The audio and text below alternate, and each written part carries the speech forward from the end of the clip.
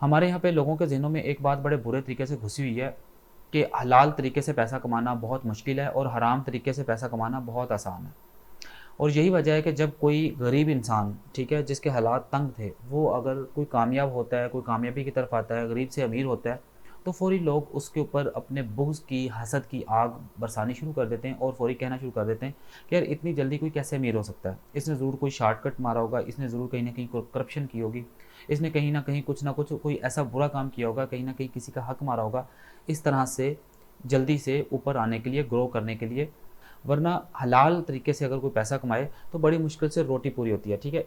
ये जो ज़हानत है, ये जो नेगेटिव थिंकिंग है ना, ये आज की नहीं है, ये बहुत पुरानी है, ठीक है? और वो पुराने लोगों से ये नस्ल दर नस्ल चलती हुई हमारे लोगों में चली आ रही है। अब चीज़ ये है कि ये जो पुराने जो लोग थे ना, उनके पास वो वाले मौके नहीं थे, वो वाले ज़राए नहीं थे कामयाबी के, जो आज आपके पास मौजूद हैं। उस वक़्त इंटरनेट नहीं था, ठीक है? उस वक़्त वो लोगों के पास जो उनका मोहल्ला होता था, जो उनका गाँव होता था या उनका शहर होता था, वहाँ से ही वो अपना जो नॉलेज है वो हासिल करते थे और वहीं से वो सीख के वहाँ पे अप्लाई कर रहे होते, तो इसलिए कामयाबी के मौके कम थे, ठीक है?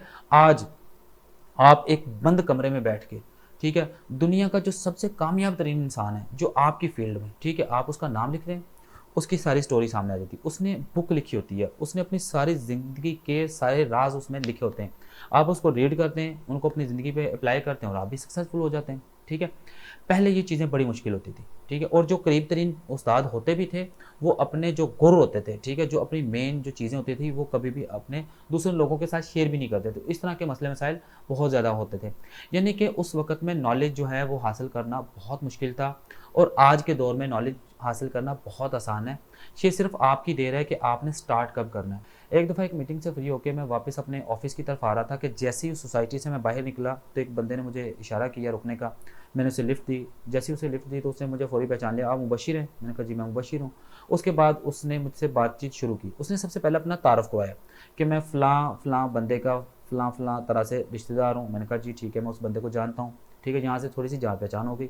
उसके बाद उसने कहा जी मैं फ़लाँ ऑफ़िस में बैठता हूँ, मेरा प्रॉपर्टी का काम है, इस तरह से हमारे पास इस तरह के बंदे आते हैं, करोड़ों की, अरबों की डीलें होती हैं। अब वो कह रहा है जी, अब मज़ीद ऊपर जाने के लिए कह रहा है जी मैं अब वो फ़लाँ आप सियासतदान को जानते हैं, फ़लाँ बदमाश को जानते हैं। सबसे पहले उस बंदे ने अपना तारुफ़ करवाया, उसके बाद उसने अपनी वर्थ बताई और उसके बाद उसने आइडियाज़ देने शुरू कर दिए। बेसिकली अमूमन लोग इसी तरह से करते हैं, यही फ़ार्मूला होता है, ठीक है, कि मैं इस लेवल का हूँ, आप इस लेवल पे हैं, तो मैं आपको यहाँ पे लेके आ सकता हूँ। ठीक है, अब वो जब बताने शुरू किए ना, उसने आइडियाज़ देने शुरू किए कि जी आप अपने भाई को इस तरह से इस फ़ील्ड में डाल दें, वहाँ पे इतना पैसा है, मंथली इतने निकाल सकता है, ये तनख्वाह होती है, मगर बंदा जो है ना इस तरह से पैसे वहाँ से इधर-उधर से निकाल लेता है। अब वो अपनी बातें सुनाई जा रहा है और मेरी कोशिश थी कि मैं इसे किसी तरह से जान छुड़ाऊँ और मैं अपने ऑफ़िस आऊँ। जब मैंने देखा कि यार ये बंदा इस तरह के नेगेटिव आइडियाज़ नॉन स्टॉप मुझे दिए जा रहा है और ये पता नहीं कितने कमज़ोर ज़हनों में इसने ये आइडियाज़ पेवस्त भी किए होंगे। फिर मैंने उनसे कहा, मैंने कहा 1 मिनट रुकें, मुझे एक बात बताएँ, ये जो आप मुझे आइडियाज़ दे रहे हैं, ये आइडियाज़ पे अमल करके जो पैसा कमाया जाएगा ये हलाल होगा या हराम होगा? तो फिर वो बड़ी खिसियानी सी हँसी हँस के कहता है कि मुबशिर भाई कौन आजकल फ़िक्र करता है, हलाल की और हराम की? मैंने कहा क्यों नहीं करता? आपको क्या लगता है कि इसका कहीं आगे जाके हिसाब नहीं होगा? कहता होगा तो सही। तो मैंने कहा फिर आप ये बताएँ कि ये जो पैसा बंदा कमाएगा, ये कोई बंदा आके आपको कोई हिस्सा देगा? कहता नहीं, कोई हिस्सा नहीं देगा। जैसे ये सदका जारिया होता है ना, इसी तरह से गुनाह जारिया होता है। जो आप गलत किसी को मशवरा देते हैं, उसके ऊपर वो अमल करता है। जो आप ऐसा कोई बुराई वाला बीज लगाते हैं, वो आगे से आगे फैलता चला जाता है। इससे क्या होता है कि आपके मरने के बाद आपको मुसलसल इस तरह से गुनाह आपकी कब्र में भरे जा रहे होते हैं, ठीक है? आपको वहाँ पे मुसलसल अज़ाब मिलता रहता है, जो शायद कभी ख़त्म भी ना हो। तो ये जब मैंने उनसे बातें की तो वो थोड़ा-सा शर्मिंदा हुआ और उसके बाद उससे मैंने एक वादा लिया कि यार नेक्स्ट टाइम जब किसी के साथ आप इस तरह से बात करें, तो ये चीज़ें ना करें। मैंने उसके सामने ये चंद हकीकतें रखने के बाद उससे आखिरी सवाल पूछा। मैंने कहा मुझे एक बात बताएँ, आप मुझे कब से जानते हैं? कहता हूँ बशीर भई आपको 10-15 साल से जानता हूँ। मैंने कहा अच्छा। मैंने कहा मेरा ये बिज़नेस जो है ये हमेशा से ऐसे ही है या मैं शुरू में कुछ और करता था? कहता नहीं बशीर भई आप तो शुरू में ना दीवारें लिखते थे, पेंटर का काम करते थे। मैंने कहा ठीक है। तो मैंने कहा अब? कहता माशाल्लाह अब तो आपका अच्छा भला नाम है इस इलाके में और इस तरह से आप साइन बोर्ड्स डिलीवर कर रहे हैं। हमारी जो सोसाइटी है वहाँ पे भी काफ़ी ज़्यादा बोर्ड्स लगे हुए हैं प्रॉपर्टी डीलर्स के। ये जो पूरा बहरी टाउन में यहाँ पे ज़्यादातर आपके बोर्ड्स नज़र आते हैं। आपके लड़के काम कर रहे होते हैं। तो मैंने कहा यार देखें, अब ये चीज़ है। मैंने कहा जो आपने करप्शन वाली बातें की हैं कि इतने बंदा इतने पैसे कमा सकता है, मैंने कहा अल्हम्दुलिल्लाह अपने बिज़नेस से मैं इन पैसों से कहीं ज़्यादा कमा रहा हूँ और मेरे साथ ये तकरीबन को 20-25 लोग जुड़े हुए हैं जिनका जो रोज़गार है, जिनका जो घर का चूल्हा है वो मेरे बिज़नेस से चलता है। और अल्हम्दुलिल्लाह ये 20 से 25 लोग जो हैं ये सब के सब हलाल रिज़्क कमा रहे हैं, ठीक है? और इंशाल्लाह आने वाले वक़्त में ये 20-25 से 100, 200, 500, 1000 भी होंगे। तो ये चीज़ है कि उसको जब मैंने ये चीज़ें की तो कहता है वैसे भाई आप ना ग्रोथ माइंडसेट रखते हैं। तो मैं बड़ा चौंक के मैंने उसकी तरफ देखा, मैंने कहा ग्रोथ माइंडसेट कि आप इस चीज़ को जानते हैं? कहता हूँ बशीर भाई जानता हूँ। तो फिर मैंने कहा यार फिर आप जब इस चीज़ को जानते हैं, यानी कि आप पॉजिटिव बातों को जानते हैं, फिर आप नेगेटिव बातें क्यों कर रहे थे? बेसिकली इस चीज़ का उसके पास जवाब नहीं था। इस चीज़ का जवाब मैं आप लोगों को दे देता हूँ कि लोग ना बातों पे यकीन नहीं करते, ठीक है? जो पॉजिटिव बातें हैं ना, ये ज़्यादातर लोगों की समझ से बाहर होती हैं, ठीक है? मैं जब आपको कामयाबी के राज़ बता रहा हूँगा ना, जब आप कहीं न कहीं से सुन रहे होंगे, तो हो सकता है कि वो आपके ना इधर-उधर से गुज़र रहे हों। तो इसका मतलब ये है कि आप उस लेवल पे भी पहुँचे ही नहीं हैं, ठीक है? आप अभी नेगेटिव थिंकिंग के लोगों में ही घुसे हुए हैं।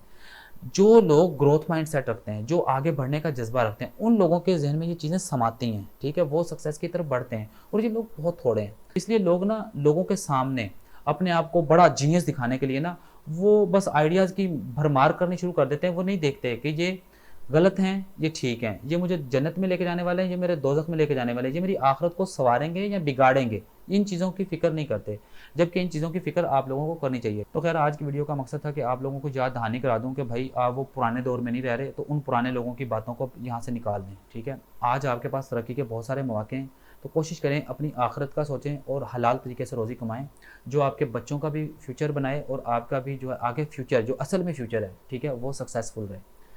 ये जो ज़िंदगी है ये बहुत आर्ज़ी है, ठीक है? बहुत छोटी-सी ज़िंदगी है, बहुत जल्दी ख़त्म होने वाली है। तो कोशिश करें कि अपने आप को और जो दूसरे लोगों को जो आइडियाज़ दें, ठीक है? ये यानी कि जो अपने आप की जो ग्रोथ कर रहे हैं या फिर जो दूसरे लोगों को समझाने की कोशिश कर रहे हैं, दूसरे लोगों को जिस रास्ते पे डाल रहे हैं, वो सीधा रास्ता होना चाहिए, वो कामयाबी का असल रास्ता होना चाहिए, ठीक है? लोगों को बेवकूफ़ ना बनाएँ, लोगों को किसी गलत रास्ते पे ना लेके जाएँ, ये आपकी आखिरत ख़राब कर देगा।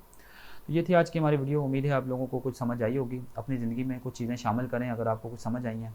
थोड़ा-थोड़ा, फ़ौरी-फ़ौरी शामिल करेंगे तो फिर ही अपनी ज़िंदगी को सक्सेसफुल करेंगे, ठीक है? अगर आप ये सारी बातें समझते रहें, एक जगह पे इकट्ठी कर दें, तो अचानक से आप अपने आप को मोटिवेट करके कहें कि मैं आज इन चीज़ों को स्टार्ट करूँगा, तो ऐसा नहीं होता, ठीक है? अपनी ज़िंदगी में रोज़ाना एक अच्छी बात शामिल करें। किसी को भी सुनें, जिसको भी सुनें, जो भी अच्छी बात लगे ना, उसको अपने ज़हन में बिठा लें और उस पे अमल फ़ौरी शुरू करें, ठीक है? इस तरह से क्या होगा कि रोज़ा आपने एक बात फ़र्ज़ करें सुनी, दूसरी बात सुनी, उसको ऑब्ज़र्व किया अपने अंदर, ठीक है? उसको अपनी लाइफ़स्टाइल का हिस्सा बनाया, तो इसी तरह से आप रोज़ बरोज़ आप चेंज होते जाएँगे और जो बंदा आज से साल पहले आपको मिला था और साल बाद जब आपको वो मिलेगा, तो वो देखेगा कि एक नया शख़्स उसके सामने होगा। कोशिश करें इन छोटी-छोटी बातों को अपनी ज़िंदगी में साथ-साथ शामिल करते हैं, इंशाअल्लाह आप एक सक्सेसफुल और कामयाब ज़िंदगी बसर करेंगे। बहुत शुक्रिया मेरी बातें सुनने के लिए। इंशाल्लाह मिलते हैं नेक्स्ट वीडियो में। तब तक अपना बहुत सारा ख्याल रखिएगा। मुझे अपनी दुआ में याद रखिएगा। अल्लाह हाफ़िज़।